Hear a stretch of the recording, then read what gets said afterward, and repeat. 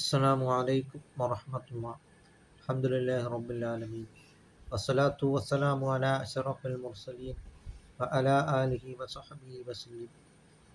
അൽ മാലു വൽ ബനൂന സീനത്തുൽ ഹയാത്തിദ് ദുനിയ.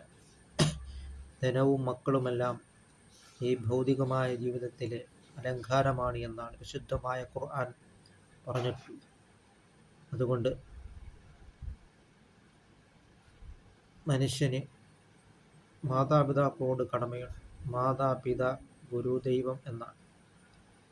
അതുകൊണ്ട് ഒരു സഹാബി വന്നിട്ട് റസൂൽ കരീം സല്ലല്ലാഹു അലൈഹി വസല്ലം തങ്ങളോട് ചോദിക്കുകയുണ്ടായി, യാ റസൂൽ അല്ലാഹ്, ഞാൻ ഏറ്റവും അധികം നന്മകൾ ചെയ്യേണ്ടത് ആരോടാണ് എന്ന് ചോദിച്ചപ്പോൾ പുണ്യനബി സല്ലല്ലാഹു അലൈഹി വസല്ലം തങ്ങൾ പറഞ്ഞത് ഉമ്മുക്ക, നിന്റെ ഉമ്മയോട് എന്നാണ്.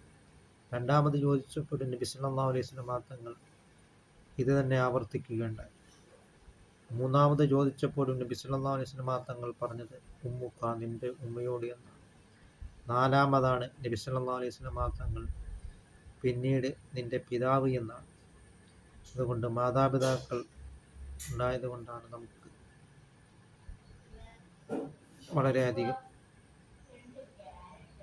വളരെയധികം നന്മകൾ കിട്ടിയിട്ടുള്ളതും നമ്മളെ പോറ്റി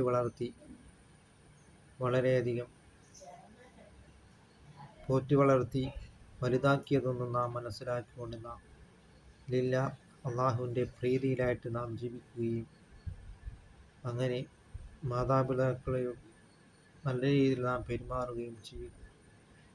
അങ്ങനെ നാം അള്ളാഹുവിൻ്റെ പ്രീതിയിലായിട്ട് നാം ജീവിക്കുവാനും ഓരോ സെക്കൻഡ് സമയവും ഇലൽ ഖബറിലേക്കുള്ളതാണ് എന്ന് നാം മനസ്സിലാക്കിക്കൊണ്ട് നാം മാതാപിതാ ഗുരു ദൈവം എന്നിങ്ങനെയാണ്. അങ്ങനെ നമ്മളെ പഠിപ്പിച്ച ഉസ്താദുമാരോട് നാം നല്ല രീതിയിൽ പെരുമാറുകയും ചെയ്യുക. അങ്ങനെ അള്ളാഹുവിൻ്റെ പ്രീതിയിലായിട്ട് നാം ജീവിക്കുക. അല്ലാഹു തആല നമ്മളുടെ എല്ലാ സൽക്കർമ്മങ്ങളും അല്ലാഹു തആല കബൂലാക്കുകയും ചെയ്യുമാറാകട്ടെ.